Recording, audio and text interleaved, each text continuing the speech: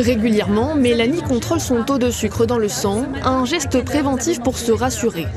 J'avais des parents diabétiques et là pour l'instant j'ai pas de diabète, mais je veux pas non plus. Vous le surveillez régulièrement ? Oui, très suivi. En effet, même lorsqu'on est informé et que l'on fait attention, le diabète peut surprendre.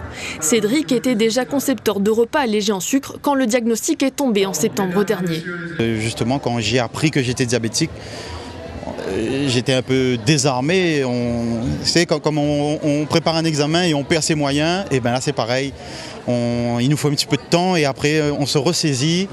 Aujourd'hui, Cédric agit comme un lanceur d'alerte auprès de ses proches. En l'espace de 6 mois, sa vie a changé et de la bonne manière. C'est tout un mode de vie, on fait attention quand on va faire ses courses, on fait attention à ce qu'on mange, on prête beaucoup plus attention à tout ça.